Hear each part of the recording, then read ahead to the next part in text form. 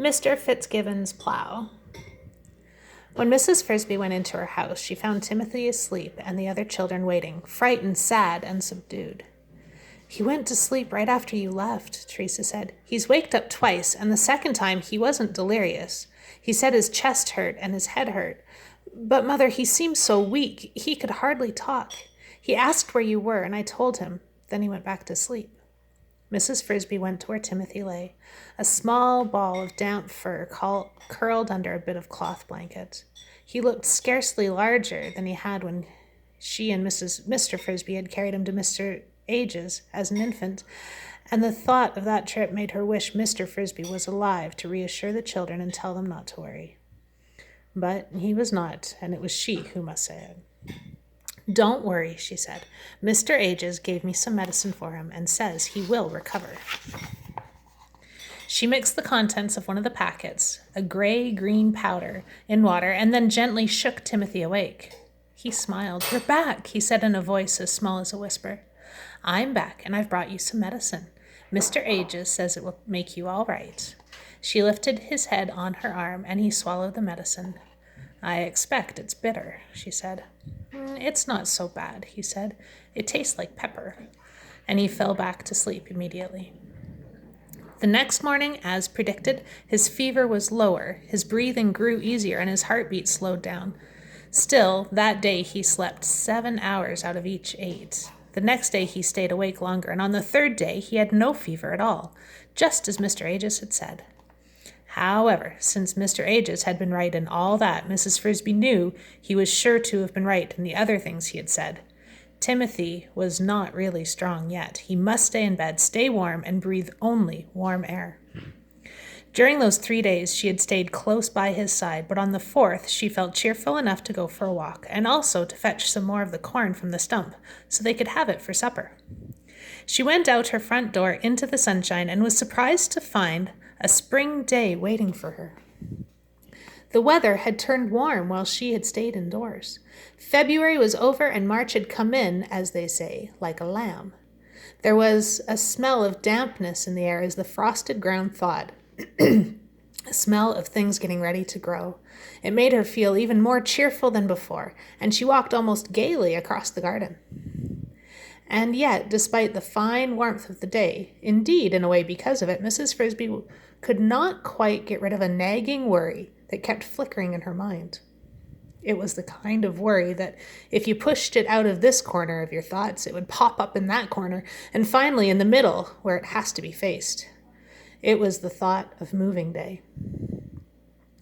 Everybody knows that the groundhog comes up from the deep hole where he has slept away the winter, looks around, and if he decides the cold weather is not over, goes back down to sleep for another 6 weeks. Field mice, like Mrs. Frisby, are not so lucky. When winter is over, they must move out of the garden and back to the meadow or the pasture, for as soon as the weather allows, Farmer Fitzgibbon's tractor comes rumbling through, pulling the sharp-bladed plows through the soil, turning over every foot of it. No animal caught in the garden that day is likely to escape alive, and all the winter homes, all the tunnels and holes and nests and cocoons are torn up. After the plow comes the harrow with its heavy creaking discs, and then the people with hoes and seeds. Not all the field mice move into the garden for winter, of course. Some find their way to barn lofts. Some even creep into people's houses and live under the eaves or attics, taking their chances with mousetraps. But the Frisbys had always come to the garden, preferring the relative safety and freedom of the outdoors. Moving day, therefore, depends on the weather, and that is why a fine day set Mrs. Frisby worrying, even as she enjoyed it. As soon as the frost was out of the ground, the plow would come, and that could happen just as much as a month earlier, or later, 1 year than the last. And the worry was this: if it came too soon, Timothy would not be able to move. He was supposed to stay in bed, and moving meant a long walk across the field of winter wheat, up and down hills, to the brook's edge where the Frisbys made their summer home. Not only that, the home itself would be damp and chilly for the first few weeks, as summer homes always are, until early spring turned to late spring, and the nights grew truly warm. This was something that Mrs. Frisby and the children did not ordinarily mind. Moving day, in fact, was normally a gay time, for it marked the end of the gray weather and the frost. It was like the beginning of summer holiday. But this year, now that Mrs. Frisby had faced the problem, she did not see any answer, except to hope that the day would not come too early. In another month, according to Mr. Ages, Timothy would be strong enough. Perhaps she was only borrowing trouble.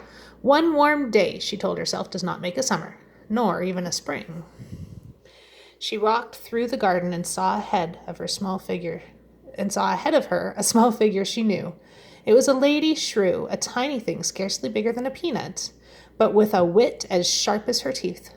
She lived in a simple hole in the ground a few yards away. Mrs. Frisby met her often and had grown to like her, though shrews are generally unpopular, having a reputation for short tempers and extremely large appetites.